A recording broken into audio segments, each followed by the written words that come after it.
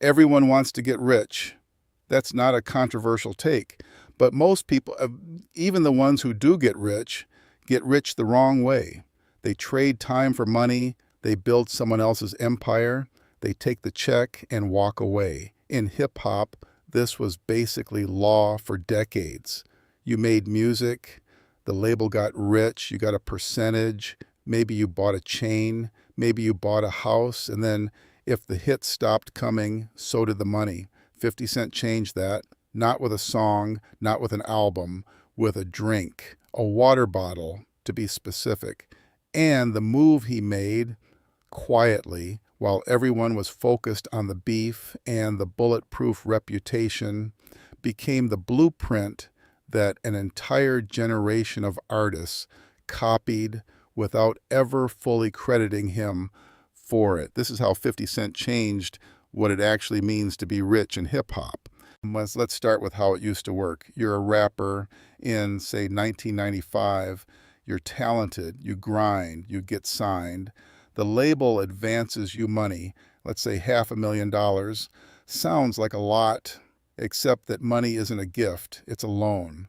And it gets recouped from your royalties before you see a single cent of profit.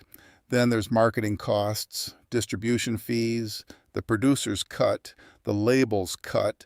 By the time the album sells 1 million copies, you might actually owe the label money on paper. This wasn't a bug in the system, it was the system. The label owned the masters. The label owned the distribution. The label owned the relationship with the consumer. The artist owned the name on the cover.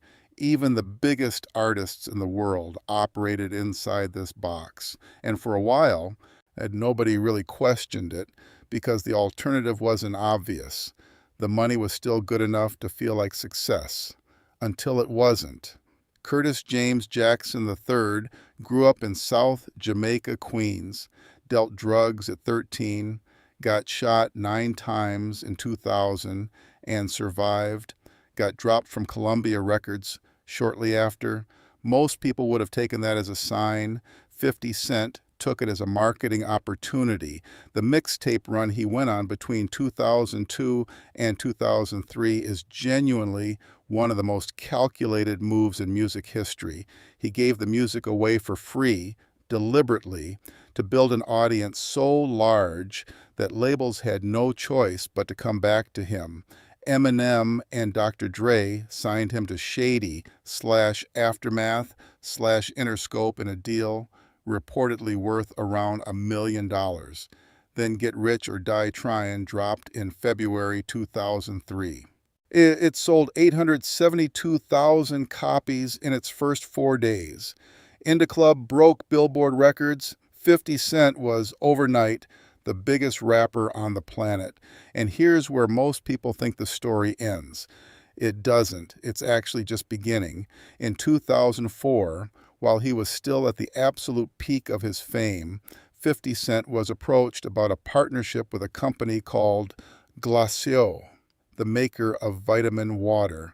Now, at this point in history, the standard move was simple. A brand pays you to appear in an ad. You smile, hold the product, cash the check, move on. That was the deal. That was always the deal. 50 said no to that deal. Instead, he took equity, an ownership stake in the company itself. In exchange for promoting the brand and lending his name to a specific flavor, Formula 50, he became a part owner of Glacio. To a lot of people at the time, this probably seemed like a weird flex. Why take a stake in a water company when you could just take the cash?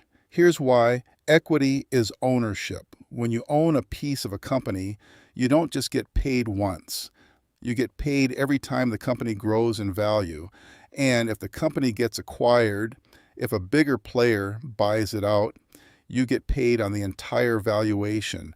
This is how old money works. This is how Wall Street works. This is how the ultra-wealthy have always compounded their net worth. It was not in 2004 how rappers worked. Rappers got endorsement deals. Rappers got paid for appearances. Rappers got royalties. These are all forms of income that stop the moment you stop being relevant.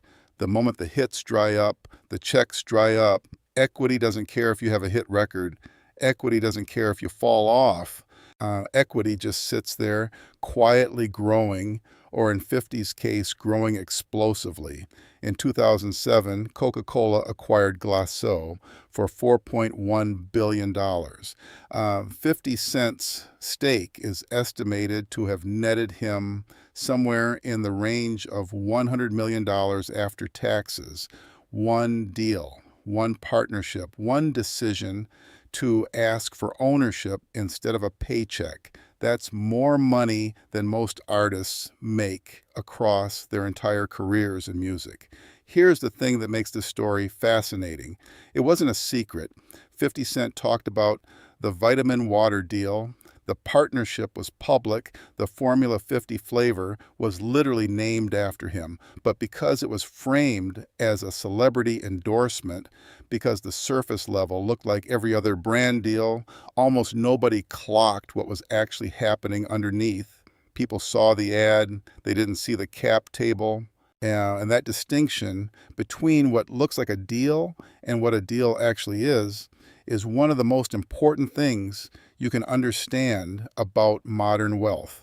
The richest people in any room are rarely the ones getting paid the most per appearance. They're the ones who own pieces of things that keep working while they sleep. 50 Cent figured that out in 2004 while making some of the most commercially successful rap music of the decade, while running one of the most intense public feuds in hip-hop history with Ja Rule. Multitasking, basically. After the Glaceau sale, something shifted in hip-hop, not immediately, not loudly, but gradually you started seeing a different kind of deal being made. Jay-Z didn't just endorse Armand de Brignac champagne, he acquired it. He didn't just perform at shows, he built a ticketing company. He didn't just make music, he bought masters, built streaming platforms, and structured deals that gave him ownership at every layer. Dr. Dre didn't just put his name on headphones, he co-founded Beats Electronics, took equity, and when Apple bought Beats for $3 billion in 2014, he became, briefly, hip-hop's first billionaire. Rihanna didn't just release perfume. She built Fenty Beauty as an equity partner with LVMH, a deal that made her a billionaire faster than her music ever could have. The pattern is identical every time. Talent as leverage, audience as currency, equity over endorsement, and the person who demonstrated that this was possible at scale, publicly, undeniably, was 50 Cent. In 2004, with a Vitaminwater, most profiles of Jay-Z's business empire don't mention this. Most breakdowns of the rapper to mogul pipeline don't start here. But if you trace the logic back far enough, it starts with a guy from Queens who decided a check wasn't good enough. Now here's the layer that most people completely miss. 50 Cent didn't just make a smart investment. He understood something fundamental about how attention works as an asset. In 2004, 50 Cent was the most famous person in music. His name, his face, his story, these had cultural weight that no amount of traditional advertising could manufacture. Glaceau wasn't just getting a spokesperson, they were getting a distribution channel.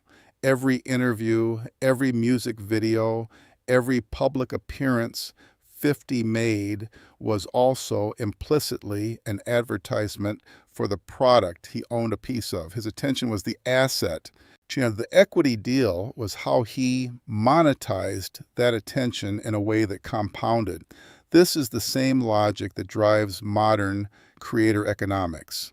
When a YouTuber launches a product line, they're not just selling products.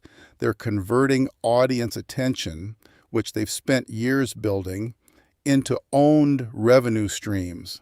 When an influencer takes equity in a startup, they're doing the same thing 50 Cent did in 2004. The vocabulary is different, the platforms are different, the math is identical. 50 Cent was essentially doing creator economy math before the creator economy existed. He just did it with a water bottle. The Vitaminwater deal wasn't 50's only move, it was just the most visible one. He went on to build G-Unit Records, G-Unit Films, and later partnered with Stars to create Power, a crime drama that he executive produced and that became one of the most watched shows on the network, spawning multiple spin-offs. Power reportedly drew over 10 million viewers at its peak. Notice the pattern: music to brand equity to television production. Each move converts the same core asset, his name, his audience, his credibility, into a new ownership stake in a different industry. He wasn't just a rapper who got lucky with a business deal. He was systematically building an empire using the same underlying logic every single time: attention, leverage, ownership, repeat. Here's a slightly uncomfortable truth. 50 Cent, the rapper, has not had a mainstream hit in years. His commercial dominance in music ended a long time ago. And it doesn't matter. Because the money he has now, the companies he owns, the production deals, the television properties, none of that requires him to have a hit record.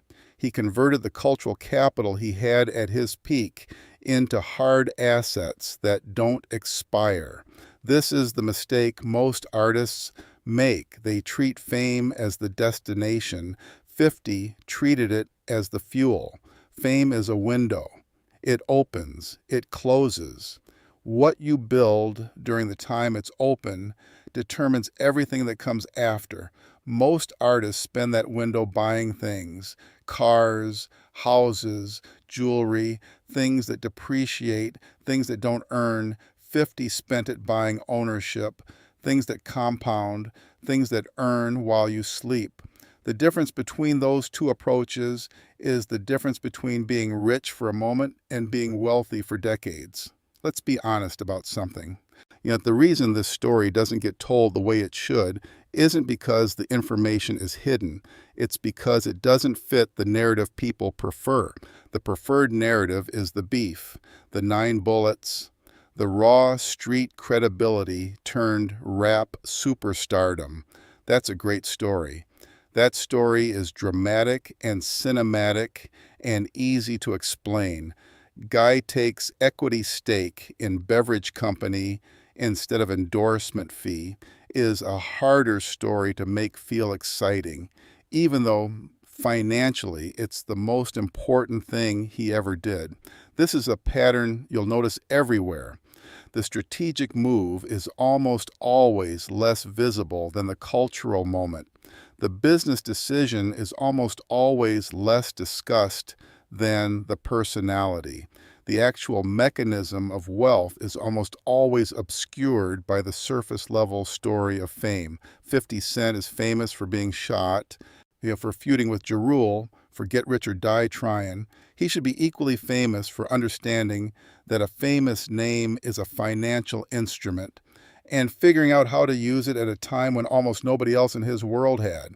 Here's what actually happened. In short, 50 Cent didn't just get rich, he changed the model. He proved that an artist's audience is an asset, not just a fan base, but genuine financial leverage. He took equity when everyone else was taking checks. He converted cultural relevance into ownership stakes before the playbook existed. He made $100 million from a water bottle while simultaneously running one of the most commercially successful rap careers of the 2000s. Every artist who has since taken equity in a brand instead of an endorsement fee is, knowingly or not, following a path he cleared. Now, every creator who has built an owned revenue stream instead of living off platform payouts is operating on the same underlying logic. The specific asset was Vitaminwater. The actual asset was the understanding that attention converted correctly doesn't just pay, it compounds. He just happened to figure that out before almost everyone else. And then he got very, very rich, quietly. The next time someone famous puts their name on a product, ask one question. Are they getting paid or are they getting ownership? The answer to that question will tell you almost everything you need to know about how serious they are about building something that lasts. If you like breakdowns of the real strategies behind modern wealth and influence, subscribe, because there are a lot more of them.